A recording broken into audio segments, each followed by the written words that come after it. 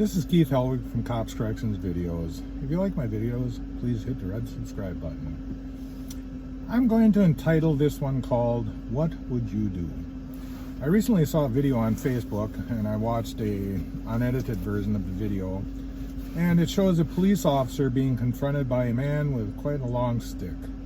Now the officer has his gun drawn and he's backing up and he's verbalizing to the individual to drop the stick, and the individual keeps swinging at the officer and does actually make contact with the stick a couple different times.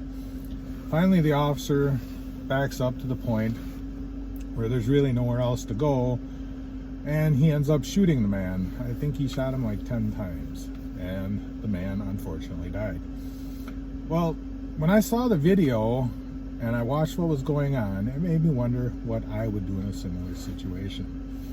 Now, there were a lot of Facebook keyboard warriors who obviously have their criminal justice degree from Facebook University came on and said, why didn't the cop just hit him? Why didn't he knock him down? Why didn't he physically take a hold of him? Why didn't he use a taser?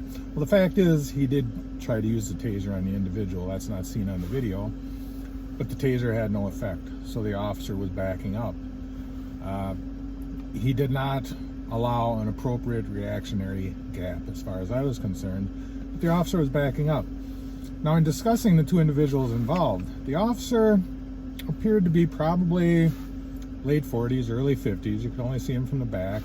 He was kind of a short, chubby little guy. Didn't look like he was a paragon of fitness. Not that I'm any judge on the paragon of fitness, but he didn't look like he was in the best of shape. Whereas the individual that was coming at him, while he was 51 years old, he was substantially taller. He looked like he was in substantially better shape. So for that officer to get into a physical confrontation and try to wrestle with that man who's obviously experiencing excited delirium or some other such thing, it would have been fruitless. That officer would have lost. Now, the one thing the keyboard warriors, they're saying, well, he should have just grabbed him. He should have waited for a chance and, taken him to the ground, whatever.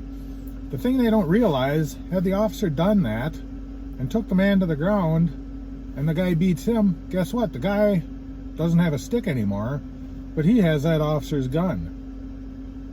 So am I going to sit back and second guess this officer and say, he shouldn't have shot him. He should have used other force options. There are different force options you can use. He tried the taser didn't work. I don't know if he had OC. He could have tried OC. Maybe he didn't have time to draw it. It's like all the videos. You only see a portion of it. You never see the whole thing. I would be interested to see the body cam footage to see things from his perspective.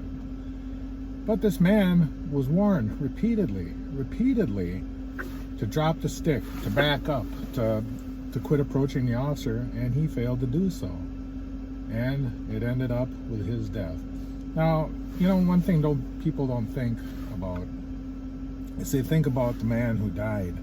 They don't think about the officer having to live with the consequences of his actions, or that officer living with the knowledge that he took someone's life.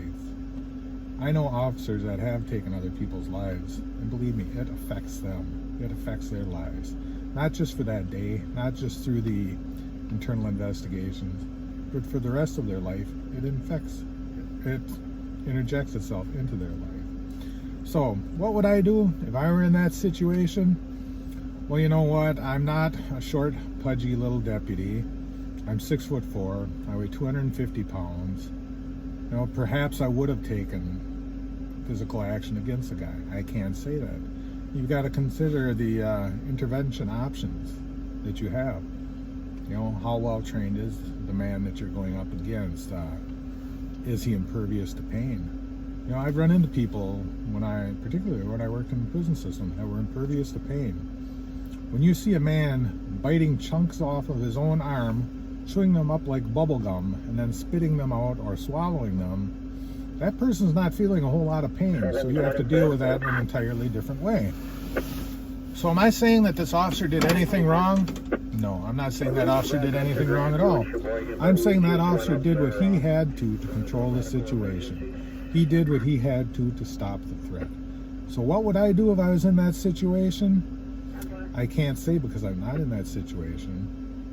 But maybe would I have shot the man? Very big possibility that it would have had the same outcome. It's very possible that it would have had the same outcome regardless of who the officer was. So, anyways, just my opinion. Until next time, stay safe and watch your back.